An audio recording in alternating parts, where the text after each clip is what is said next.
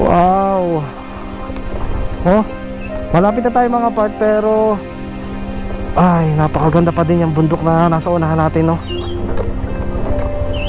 Oh. Hindi nakatama itong mapa, pero kita ko ay malapit na tayo sa pinaka main road. Siguro isang lusong na lang, tapos yung kakaliwang yan. Ganda ng bundok, ano? Grabe.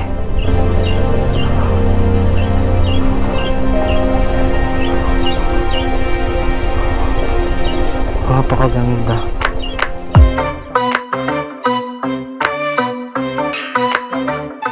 Napakaganda talaga dito mga part. Lalo na doon sa may rock formation. Yun yung mismong talagang tinatawag na ano, Malagundi Point. Tapos abot pa doon, oh, napakalayo pa. So tumigil lang ako mga part dito sa ilalim ng punong ito. At ayun, nagpalipad ako kanina ng drone. Medyo may kalakasan na hangin, pero nakasurvive naman ang ating drone. So time check, 12:23 na ng katanghalian tapat. So ang binabala ko mga part ay doon tayo dadaan sa San Juan. Kaso kita naman ninyo ang ulap mga part. Sobrang dilim sa pamuntang San Juan. So yung kung ano dinaanan natin ano kanina na lubakan ay hindi na dadaanan natin ngayon. Yan, hindi na ako makagano makikipagsapalaran mga part sa papuntang San Juan. Kasi iginugol ko mga part ay isang oras mahigit pa. Halos ganun din.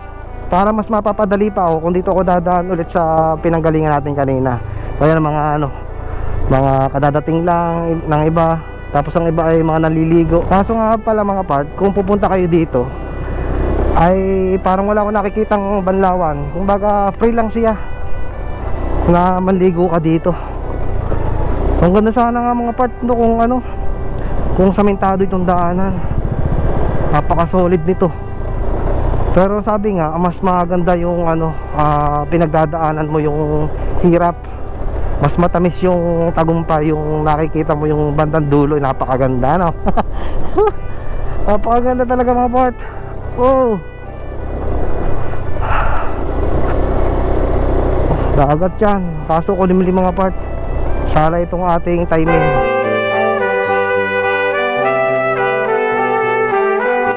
So nakapag-uli-uli ako ng mga part sa ano, sa may parting ano, rock formation, sa may tabing dagat, sa may mga batuhan. So napakalinaw, lalong-lalo na doon sa nakita kong parang ano, lagoon na may mga naliligo. Hindi lang ako makalusong kasi wala akong dalang tsinelas, mababasa ang aking ano, paa at ang aking sapatos. So yun, ano bang ano magandang gawin? So yun, tayo ay ano, pauwi na ng Batangas City. Pero kung makikita ko mga part, subukan kaya natin na daanan yung daang kalikasan, ano, pabalik na naman tayo. Dahil sabi ko kanina, nung papunta pa lang tayo ay gagawa natin ng bukod na video yung daang kalikasan na yun dito sa Lubao, Batangas. So ngayon naman ay dito na din naman tayo babalik, o dito din tayo dadaan. Ay bakit bang hindi natin yung daanan yan, ano? Gagamitin natin ang nalalabing battery ng ating Insta360 dito mga part. Ito nga pala yung isa sa mga ano, nakalimutan ko na kanina eh, sa sobrang excited ko nung nagpunta tayo sa Malagundi Point. Ito yung ano, isa pang maganda dito mga part, yung may tulay dito sa Barangay Balibago. So pupuntahan natin mga part. Bali muna tayo, lumihis tayo ng daan para lamang puntahan natin ito. So babalik na lang tayo mamaya dun sa pinakadaanan para makauwi sa Batangas City. So ito mga part to. Oh, solid na mga bato mga part. Pagkakaanong yan, no? Tapos ito mga part, ito yung tulay dito sa ano, sa Balibago. Yan. Woohoo! Grabe. Ang ganda nga pala talaga nito. Oh.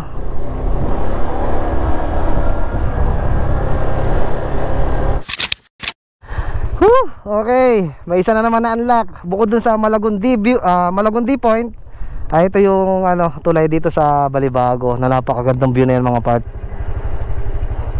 Sayang nga lang at ano, nadaanan itong kuryente. Mas mainam sana kung dito binaybay sa ilalim ng tulay, ano. Pero all goods, napakaganda. The best. Okay, diretso na tayo mga part. Baka hapunin tayo. Pahapunan ng pahapon, 12:38 na ng tanghali. So siguro tayo makakauwi sa bahay mga alas 2 na. Ay, pagod na naman tayo. Tapos kinabukasan, araw ng Lunes ay trabaho. Trabaho uli. Pero kailangan hindi natin pwedeng tanggihan ng trabaho. Kasi kung hindi tayo magtatrabaho ay wala tayong magagastos sa pagra-rides natin. At lalong lalo na yung mga pangangailangan ng ating pamilya. So wala nga pala dito mga part na signal. Pero ito lang naman yon, yung aking pinasukan, yung may bandang padulong yon. Tapos dediretso na sa magandang daan. Paganda na ng paganda ang lubong mga part. Kaya hindi naman nakakapagtaka na napakadami galing sa iba't ibang lugar dito sa atin sa Pilipinas. Minsan ay mga galing labas pa ng Batangas, talagang pupunta dito para lamang makita yung mga magagandang view dito. Diba? Ay, mga pauwi na to mga to. Grabe talaga ng mga part. Yun, ang ganda na. So wala pa din akong dito mga part. Wala pa din ako ditong signal. So check ko na lang mamaya kapag nandun tayo sa may parting dulo sa bago mawala yung magandang daan.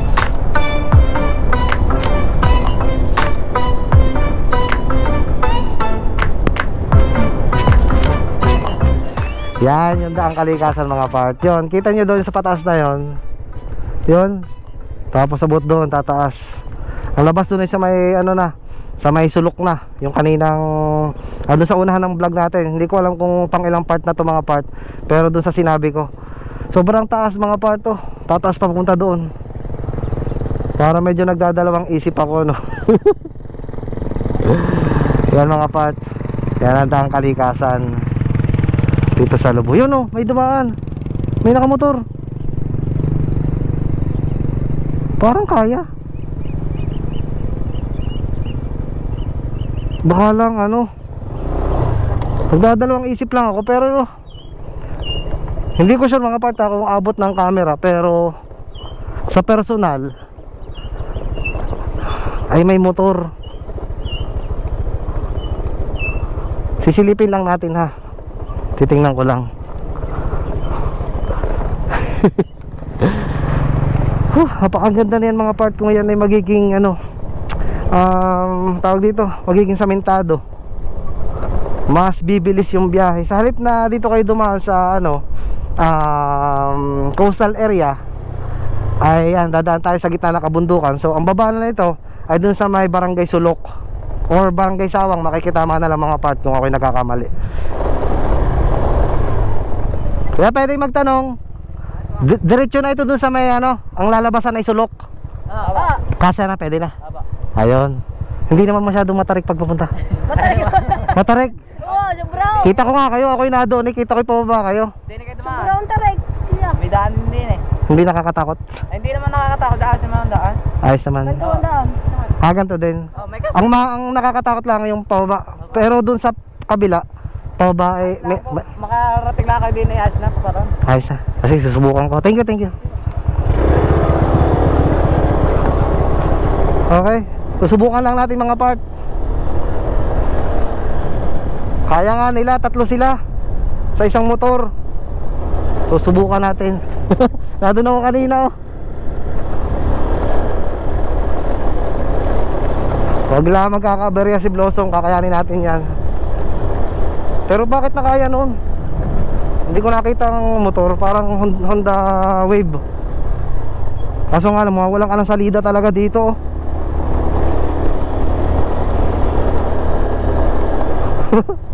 Ubos ang preno mo kung pabalik ka dito. Huwag lamang ay yung ating dadaanan dun sa ang ganda Huwag lang yung dadaanan natin sa kabila ay ganito din. Opo, mananabi lang tayo. Ganda. Doon tayo galing kanina, kita natin yung mga ano, yung tatlong bata na nakamotor. So yun yung nakikita ko ata na ano, na bahay na nagpalipad ako ng drone. Hindi ko na alam kung saan parte. Basta, so susubukan natin mga part. Nandito na tayo. Tinanong ko yung tatlong bata, ay okay naman. Passable na daw, nadadaanan na. Siguro ay doon sila galing. Pero kung ako yung may angkas akong dalawa, tapos pababa diyan, naku, malamang sa malamang ay hindi ko kakayanin. So dahan-dahan lang mga part. Woo! Ito yung daang kalikasan dito sa Lobo mga part. Kapag ito ay nagawa, sobra. Napakaganda. Pero talagang iiyak ang inyong makina dito.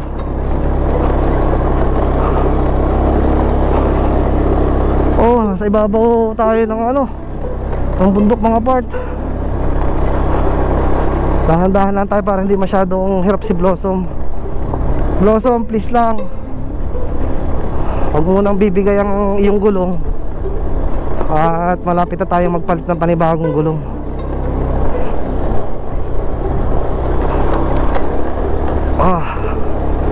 Tiwala lang kay Blossom.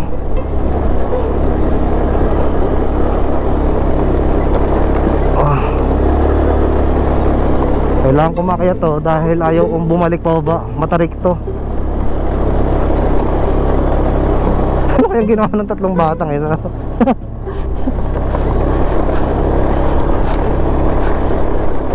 Taas.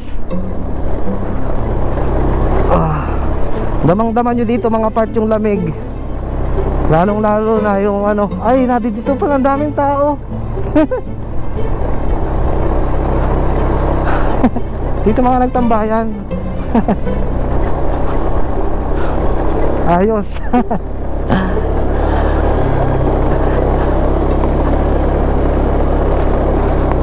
Grabe oh. Grabe ang Lobo. Talagang paganda ng paganda dito.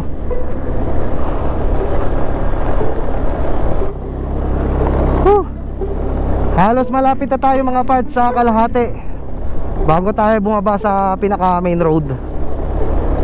Grabe oh. Ang taas mga part.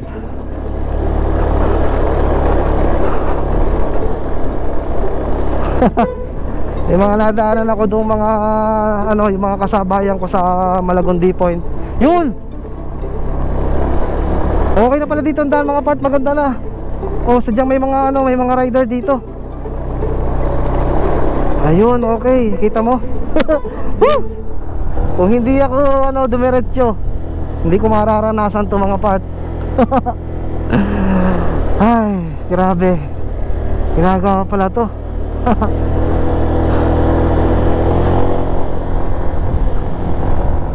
Parang kilala ko yun, parang dicer. Wow, tuloy ang gawa dito. Ang ganda, wow. Sana nakikita nyo mga part itong aking nadadaanan ng personal.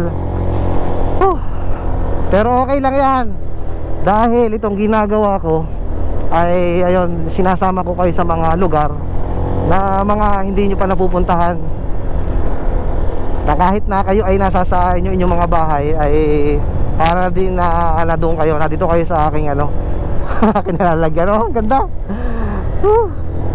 Grabe. Okay, mababa na ito mga part. Para sa akin mga part, sa experience ko ngayon, parang hindi advisable na mag-angkas kayo pababa. Tapos dito tayo dadaan. Ako, parang mahirap mga part. Yan itong hinahanap ko, pasaway. Hinahanap ko yung langka. Naghahanap talaga ako ng langka, pero yung panggulay, yung mura lang. So yung kagaya sinabi ko nga pala mga part kanina, ay hindi advisable na dumaan kayo dito na may angkas. Kasi ano mga part, anytime ay pwedeng mag-slide ang inyong gulong. So hindi pa ganun ka ano, yung, pero ang pinakamaganda diyan mga part, ay sesegue ko lang, ay yung ano, doon sa pinaka tuktok, na doon yung pinakamaganda. At yung pinakatuktok mismo, yun yung ano, yung magandang daan, samentado na. Tapos yung pataas at saka itong pababa na tayo ngayon ay balik ulit dito. Paano kaya? Ay, hindi umakyat. Naku, teka muna, baka ako'y madali. Masyadong magabok para daanan, hindi masyadong umakyat. Okay yan, malapit-lapit na. Malapit-lapit na dito sa may parteng patag. Kung may nadaanan tayo dito, ginagawang yung basta may flat siya. Siguro gagawa ng bahayan. Oh, kitang-kita mga part yang Isla Verde. Kung napakaingay ng ating preno. Pakinig nyo ba mga part? Oh, para siyang sumisiyap. Nagpatigil-tigil ako mga part, hindi ito dire-diretso itong biyahe kong ito. Kasi baka mawala ng preno. Mahirap na. Pahinga din pag may time. Kailangan ipahinga ang preno. Kasi pagka yan ay nag-init, ay sigurado mawawala ng kagat ang preno. Kaya pagka may oras ay mas maganda na huwag nang gamitin ng preno kapag sa mga gatong patag. Wow. Oh, malapit na tayo mga part, pero ay, napakaganda pa din yung bundok na nasa unahan natin, no? Oh. Hindi nakatama itong mapa, pero kita ko ay malapit na tayo sa pinaka main road. Siguro isang lusong na lang, tapos yung kakaliwang yan. Ganda ng bundok, grabe.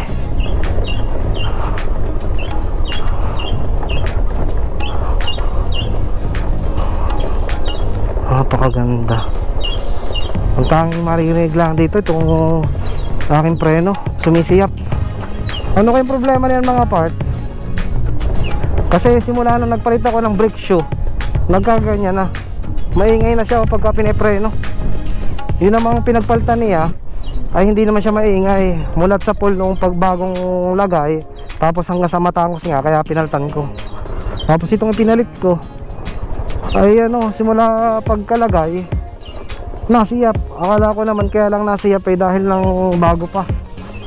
Ay ngayon ay ilang buwan na yung brake shoe, ay ganun pa din.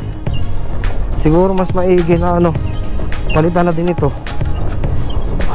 Woo! Diyos ko po Lord, sana itong daang ito ay abot na dun sa sa nakita ko kanina dun sa may highway.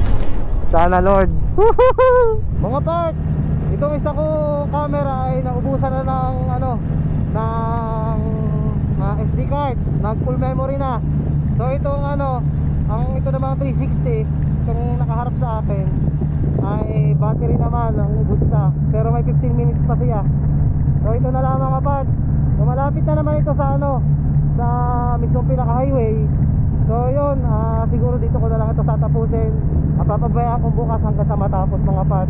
So napakaganda na ng mga daan dito mga part. So panoodin nyo na lang ito hanggang sa may unahan, hanggang hindi pa ito nalulabas.